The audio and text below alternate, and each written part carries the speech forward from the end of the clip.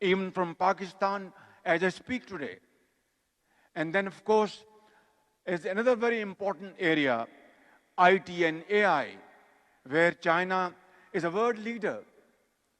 And then mines and minerals is another very important potential area of mutual cooperation.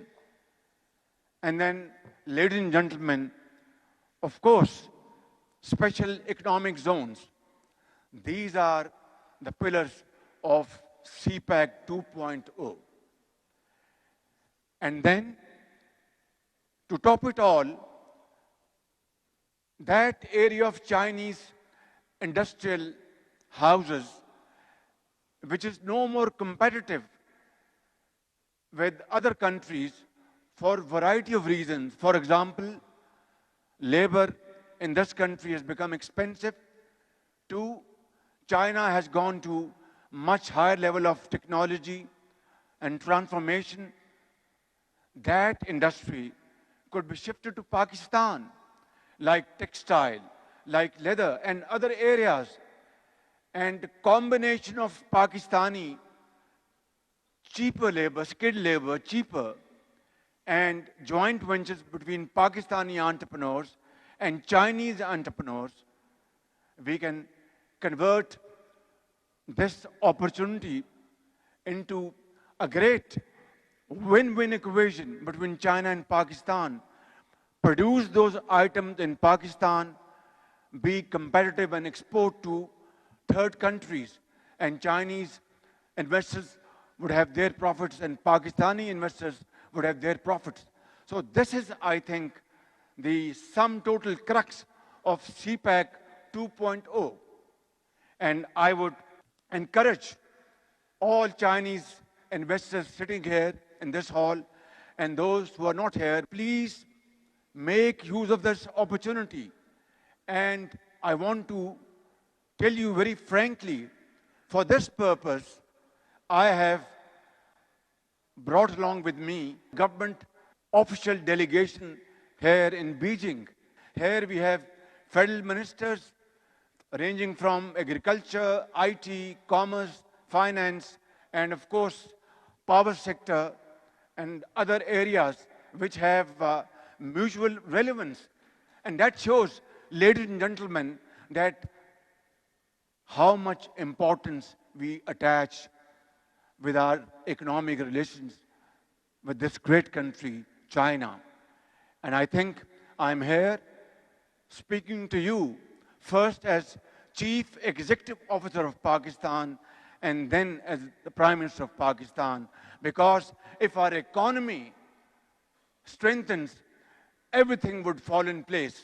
Today, Alhamdulillah, I can say, with your great support, Pakistan's economy is now stable. Our macro indicators are reflecting progress in future, in short term, medium term, and long term, inshallah. And this all happened because of President Xi Jinping's personal commitment to Pakistan. And now we are ready to compete with other countries in this race of economic development with Chinese cooperation.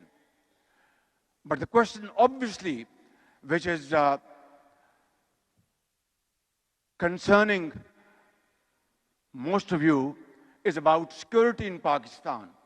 But I want to make it clear, before this August assembly of great leaders, that security of Chinese brothers and sisters in Pakistan is paramount for all of us. So, ladies and gentlemen, I want to say sky is the limit. Please come forward and change the landscape, both in terms of Chinese progress and welfare and Pakistani progress and prosperity.